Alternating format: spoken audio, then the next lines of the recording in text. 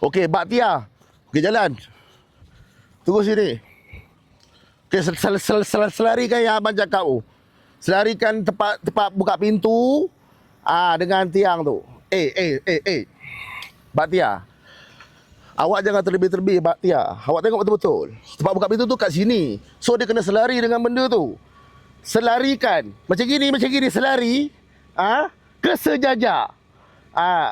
Pandai-pandai kau lah nak hidup. Jadi benda tu selari. Okey, cuba reverse balik. Buat lagi.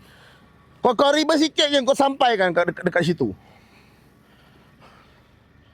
Baktia. Baktia, itu kau laju.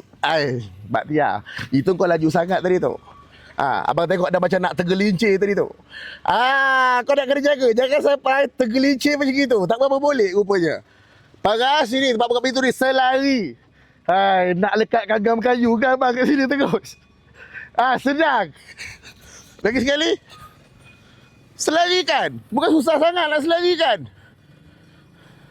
Kau tengok tempat buka pintu tu. Kat mana?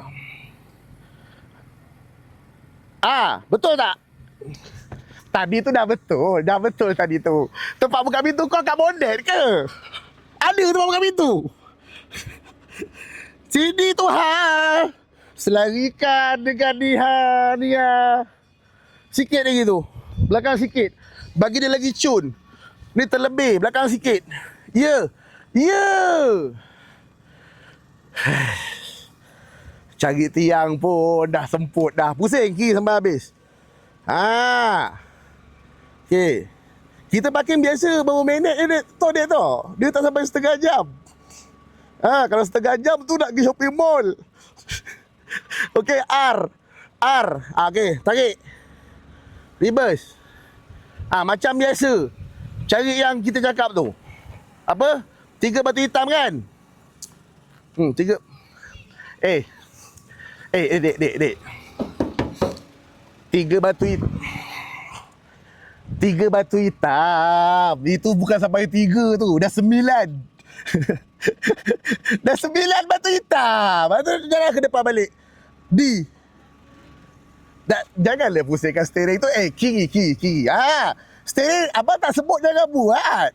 Okey, jalan D. Jalan. Macam tadi tu. Tengok sini, tengok. Jap, tengok sana tu. Batu, 3. Jangan laju sangat, meninggal abang tegang. Lagi. Ngam tak?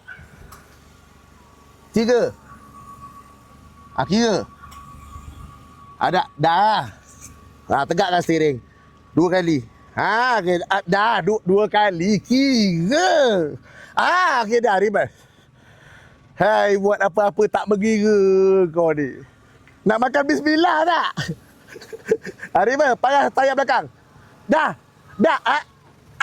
Ya. Tadi tu ya. Tadi tu dah, ya. Di balik. Terlebih. Dah.